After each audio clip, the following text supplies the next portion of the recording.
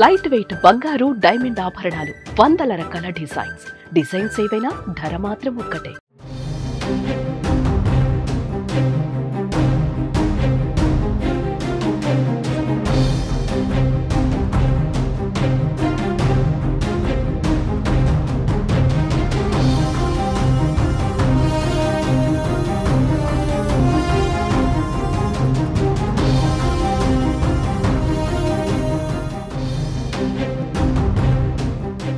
ఏపీలోని కూటమి ప్రభుత్వం ఈ ఏడాది ప్రారంభం నుంచి పెండింగ్ బిల్లుల చెల్లింపుపైన ఫోకస్ పెట్టింది.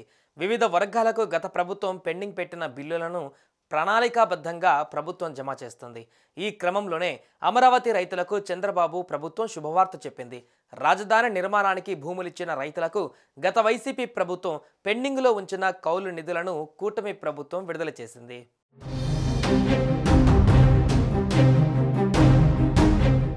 నవ్యాంధ్ర అభివృద్ధి ధ్యేయంగా రాజధాని కోసం భూములు త్యాగం చేశారు అమరావతి ప్రాంత రైతులు.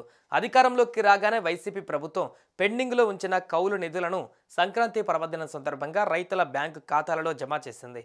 కొందరికి సోమవారం నుంచే డబ్బు ఖాతాలో జమ కావడంతో వారి ఆనందానికి అవధులు లేవు.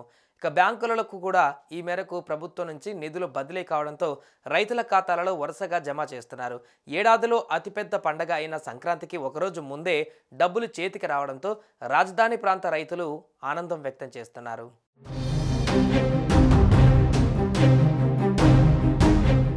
రాజధాని పరిధిలో పింఛన్లు, కౌలు మొత్తాలు చెల్లించేందుకు పురపాలక పట్టణాభివృద్ధి శాఖ 255 కోట్ల నిధులు విడుదల చేస్తూ ఉత్తర్వులు జారీ చేసింది. ఇందులో వైసీపీ ప్రభుత్వం పెండింగ్లో ఉంచిన కౌలు మొత్తంతో పాటు ఈ ఏడాది కౌలు కూడా ఉంది. ఈ రెండు మొత్తాలని కలిపి రైతుల ఖాతాలలో జమ చేస్తున్నారు. అదే సమయంలో రాజధానిలో భూమి లేని నిరుపేదలకు చెల్లించే పెన్షన్లు కూడా సంక్రాంతి కానుకగా వారి ఖాతాల్లో జమ చేస్తున్నారు. దీంతో రాజధాని రైతులలో హర్షాతిరేకాలు వ్యక్తమవుతున్నాయి. త్వరలో రాజధాని నిర్మాణ పనులు పునఃప్రారంభం కానున్న నేపథ్యంలో కౌలు, పెన్షన్ల విడుదల వారితో సంతోషం రెట్టింపు చేసింది.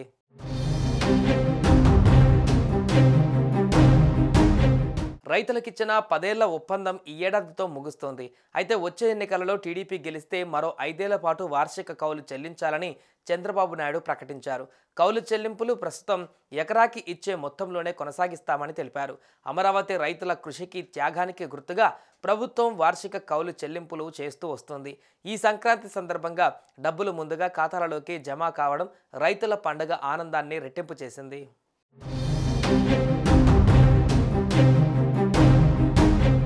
సుమన్ టీవీలో మీ పర్సనల్ అండ్ బిజినెస్ ప్రమోషన్స్ కోసం కింది నెంబర్కి కాంటాక్ట్ చేయండి.